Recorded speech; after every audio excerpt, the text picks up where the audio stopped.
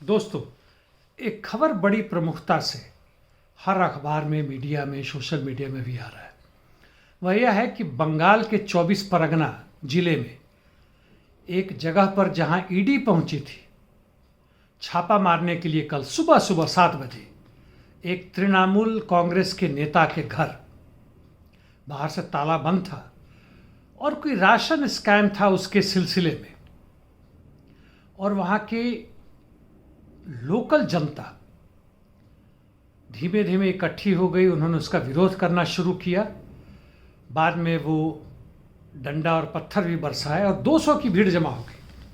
और ये लोग जो ईडी के 3 अधिकारी थे और उनके साथ सीआरपीएफ के कुछ सेना या पुलिस थे, वो सब वहाँ से भाग खड़े हुए, कुछ घायल भी हुए।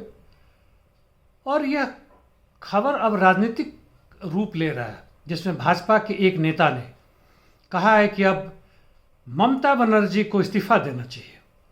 दूसरी तरफ तृणमूल कांग्रेस ने आरोप लगाया है कि केंद्र जानबूझ के तोड़फोड़ करवा रही है। उसने लोकल पुलिस को बताया भी नहीं, जो कि कायदे के हिसाब से बताना चाहिए था इस तरह के हस्तक्षेप के पहले। केंद्र का यह भी आरोप है कि तृणमूल कांग्रेस ने भारत के संघीय ढांचा पर आक्रमण किया। वैसे भारत सरकार इस संघीय ढांचा का कितना इज्जत करती है वो हमें पता है, दिल्ली में भी नजर आ रहा है। वहाँ के उपराज्यपाल यानी गवर्नर ने, उपराज्यपाल नहीं, माफ कीजिएगा, राज्यपाल गवर्नर ने कहा है कि इसे बर्दाश्त नहीं किया जा सकता है और वह देख रहे हैं किन कानूनों के तहत कौन से उपाय किए जा सकते हैं और कौन सी तरीके अपनाए जा सकते हैं और किस तरह से उसका खोज किया जाए, आखिर ऐसा क्यों हुआ।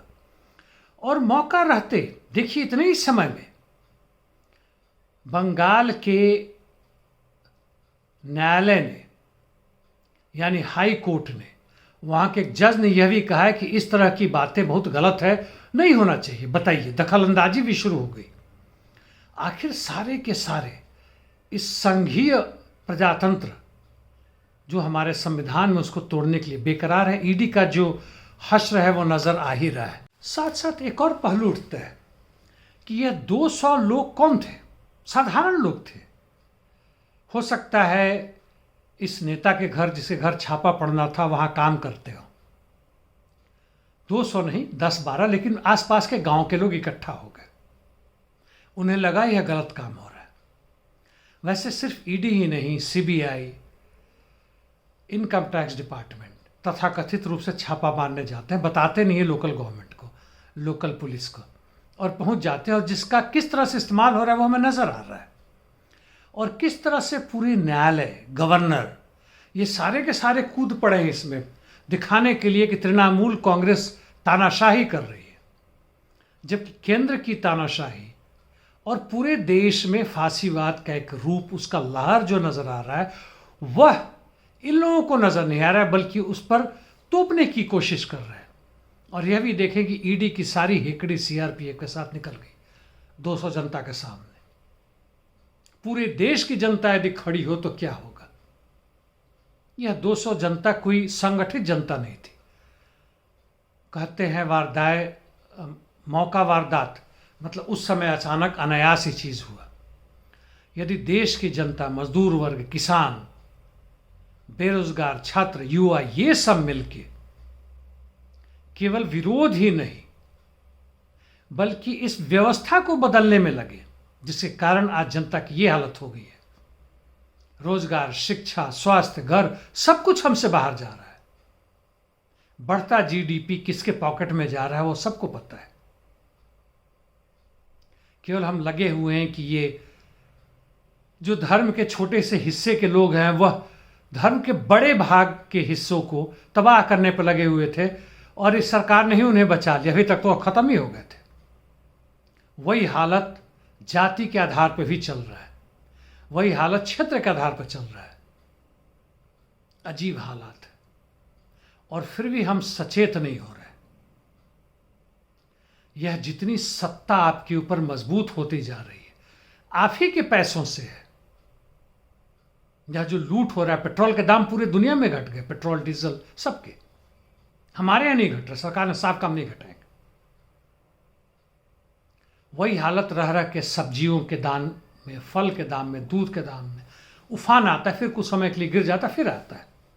नीचे आने के बावजूद भी वह सामान्य दाम से, मूल्य से अधिक पर बिकता है। पूरी की पूरी मोनोपोली प्राइसिंग है। जो करना है कर लो, जो उखाड़ना उखाड़ लो, कोई चिंता नहीं। खुलेआम झूठ बोलना, व्हाट्सएप और दूसरे सोशल मीडिया के माध्यम से जो 10वीं 12वीं फेल या पास लोग हैं वो कहानियां लिख रहे हैं और आप देख रहे हैं कि क्या कमाल हो रहा है, देश कहां से कहां जा रहा है। एक समय मिला था, वो कहते हैं कि चीन के ऊपर ईरान ने एक मिसाइल दाग दिया था जो उसके ऊपर घूम रहा था, और उसने बचने के लिए उसने भारत से मदद मांगी। यह मात्र अज्ञानता या अंधविश्वास नहीं है, यह पूरे के पूरे हमारे दिमाग की जो वैज्ञानिक आधार था, तार्किक आधार था, उसको नष्ट किया गया, बर्बाद कर दिया गया। केवल भारत में नहीं, विश्व के अन्य जगहों में भी हो रहा है। Ukraine, Poland, America, Brazil, Argentina, अभी भी वहाँ का राष्ट्रपति बना है, वो कहता है कि वह विश्व गुरु बनेगा। वही विश्व जो भी पैदा होता है इस तरह से बड़ा होता है, विश्व गुरु ही बनने के ख्वाब देखने लगता है।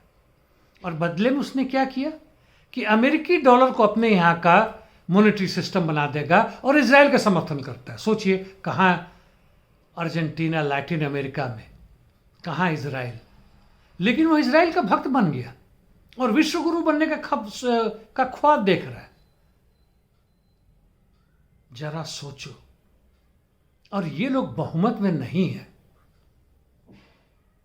यह लोग 30-35% चुनाव में धांधली करके जनता को मूर्ख बना के इस स्थिति पे पहुंचे हैं। हाँ, इसके पहले जो हैं वह भी दक्षिणपंथी भी थे, वह भी जनता को लूटते थे, लेकिन लूटने की प्रक्रिया थोड़ा सरल या थोड़ा कम था, जो अब बढ़ गया। यह होता रहता है, जनता कमजोर पड़ जाए तो लूटने की प्रक्रिया बढ़ेगी। तो हमें मजबूत केवल इसलिए नहीं होना है कि लूटने की प्रक्रिया, आपस में लड़ने की प्रक्रिया, हमारी बर्बादी का आलम कुछ घट जाए, जी नहीं, उस आधार को खत्म करना है जिसके कारण हम पर यह गुजर रहा है। यानी सत्ता को अपने हाथ में लेकर पूंजी जो हमने निर्मित किया, हमने बनाया, आज हमारे ऊपर शासन कर रहा है, यह बदलना है। पूंजी को हमें अपने अधीन करना है। पूंजी के जेनेटिक चरित्र यानी और बढ़े मजदूर के श्रम को लूट कर, उसे बदलकर उसे सामाजिक धन में बदलना है, ताकि एक इंसान दूसरे इंसान के ऊपर आगे फिर कभी भी प्रभुत्व ना कर सके, उसका शोषण ना कर सके, और उसे जरूरत ही ना पड़े कि किसी धर्म, जाति या किसी भी भेदभाव, चाहे वो लिंग का हो, क्षेत्र का हो, उसके आधार पर जनता को तोड़े और आपस में लड़वाए। यानी पूंजीवाद से संक्रमण समाजवाद में, इसकी हमें तैयारी करनी है। बाकी ऐसे हम आगे पीछे डोलते रहे तो फिर हम डोलते ही रहेंगे दोस्तों। धन्यवाद।